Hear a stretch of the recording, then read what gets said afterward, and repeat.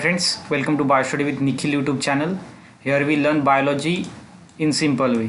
Class 12 Maharashtra board new syllabus 2020 आपण बघत आहोत. Chapter number 5 origin and the evolution of life. Complete course of state board new syllabus part number first आपण घेत आहोत. या आधीची जर पार्ट आणि चॅप्टर्स तुम्ही बघितले नसेल तर प्लीज चॅनलच्या प्लेलिस्टमध्ये जाऊन ते एकदा बघून घ्या. So our fifth chapter is origin and evolution of life. Origin. First is evolution. Origin means सुरुवात. How the life is originate on the earth. First is evolution. Evolution means change in characteristics of a species over several generation. Several generation झाल्याच्या नंतर त्याच्यामध्ये little bit changes होत असतात, त्यालाच आपण म्हणतो evolution. आणि जी फर्स्ट जनरेशन होती आणि जी लास्ट जनरेशन होती त्याच्यामध्ये आपल्याला डिफरन्स दिसते. तो डिफरन्स दिसतो फक्त आणि फक्त इव्हॉल्युशनमुळे, कारण त्याच्यामध्ये इव्हॉल्युशन होतो. The origin of the life on the earth is called as protobiogenesis. Origin of life on the earth. Life जेव्हा अर्थवर ओरिजिन झाली त्यालाच आपण म्हणतो प्रोटोबायोजेनेसिस.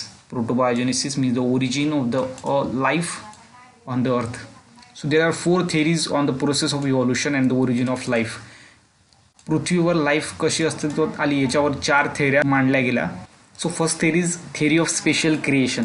It states that the living organisms are created by the supernatural power. Supernatural power मुळे life तयार झाली on the earth, means life originated on the earth according to theory of special creation. Special creation theory सांगते living organisms हे बनले पृथ्वीवर by supernatural power. supernatural powers मुळे. It is given by सुड्रेज. सुड्रेजने ही थेरी दिली. Then second is cosmogonic theory or the panspermia theory. Cosmogonic theory or the panspermia theory. Cosmogonic theory कशाला म्हणायचं? So life is did not arise on the planet. Life is did not arise on the planet म्हणजे आपल्या प्लॅनेटवर life originate नाही झाली. Means तर मग कुठून आली?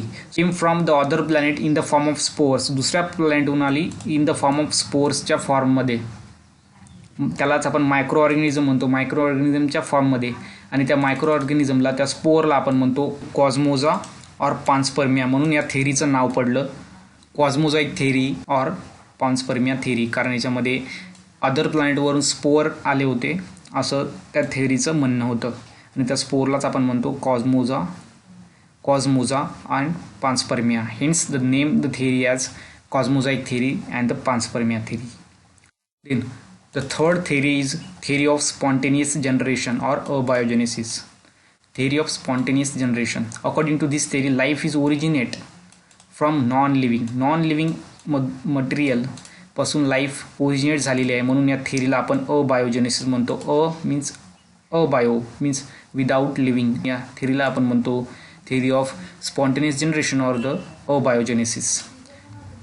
स्पॉन्टेनियसली, कारण नॉन लिव्हिंग मटेरियलपासून लाईफ ही फास्टमध्ये बनते, म्हणून याला आपण थेरी ऑफ स्पॉन्टेनियस जनरेशनसुद्धा म्हणतो.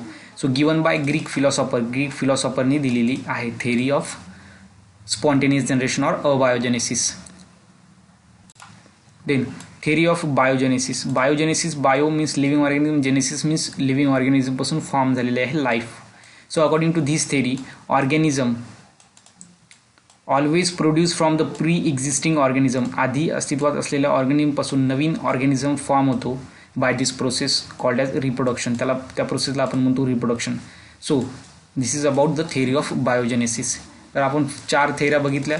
First is theory of special creation, then cosmozoic theory, then the theory of spontaneous generation and the theory of biogenesis. So this is about the theories on the process of origin and the evolution of life. त्याच्यावर 4 थेऱ्या आहेत, त्या आपण सिम्पलमध्ये आणि comparatively बघितल्या.